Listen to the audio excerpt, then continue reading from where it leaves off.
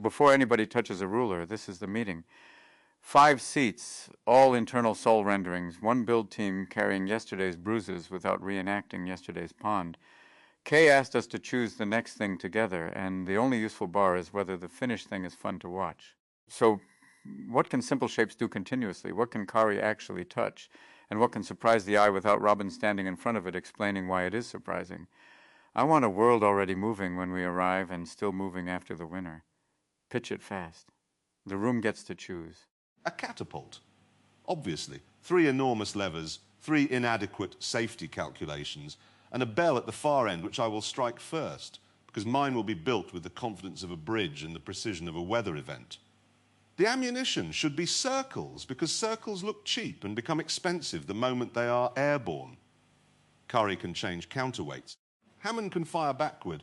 May can spend the whole film calibrating a launcher that works exactly once, after everyone has gone home. We could build marble runs. 3 vertical tracks, 1 marble each, released together.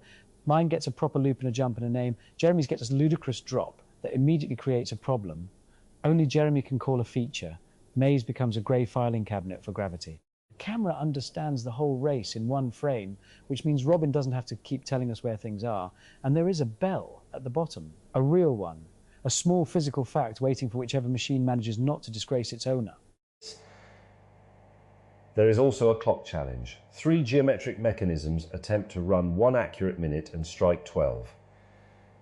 It has continuous motion built into it. Pendulums, hands, escapements.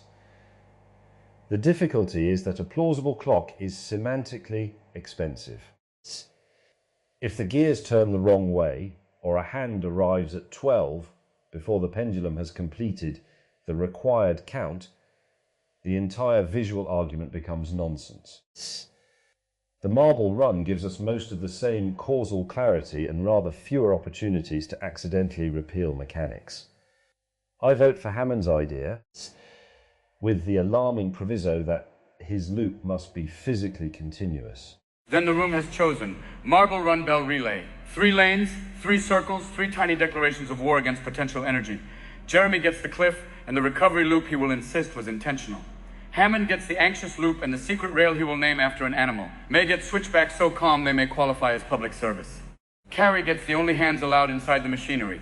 I get premise, reveal, bell, and otherwise the rare announcer's luxury of shutting up while gravity writes. Build team, draw the paths.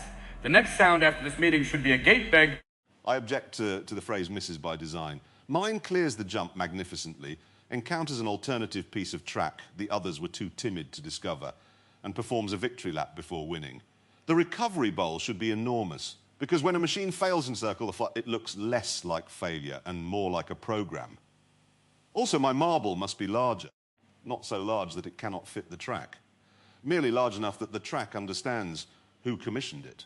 Mine is called Gerald. Gerald is normal marble size because Gerald respects infrastructure. He enters the loop, makes the dry cardboard clack, and then the audience thinks he has fallen off the front of the machine. He has not. The return rail catches him underneath and sends him back across the board. The joke only works if the rail genuinely isn't visible earlier, so no helpful dotted line, no production arrow, and absolutely no caption saying secret route.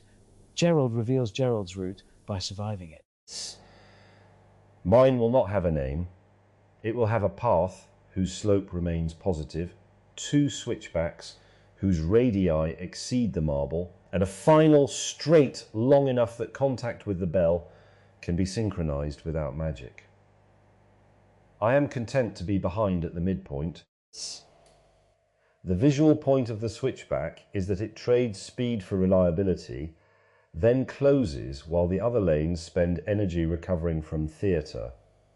If I win, it should be because the event clock says I arrived first, not because the renderer wanted a moral.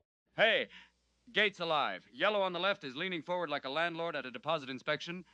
Red in the middle is Gerald, apparently the only contestant represented by legal counsel. Gray on the right is refusing a name and therefore already behaving like James.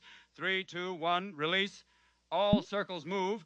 No lane waits for its owner to finish speaking. Jeremy falls like a dropped opinion. Hammond commits to the loop, and May begins the long administrative process of reaching the bottom. Kari's hands are out. Gravity has the floor.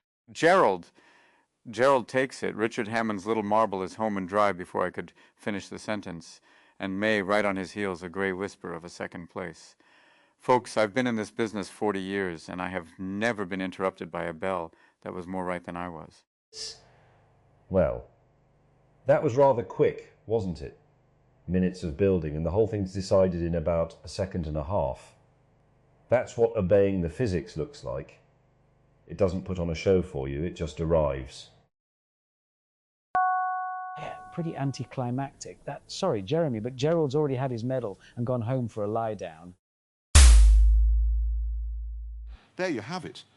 After 400 years of the scientific method, the greatest minds in history refining our understanding of gravity, momentum, and elastic collision, we have arrived at a yellow ball that got stuck, thought about it for a bit, and then detonated. Science, you see, is really just blowing things up and pretending you meant to.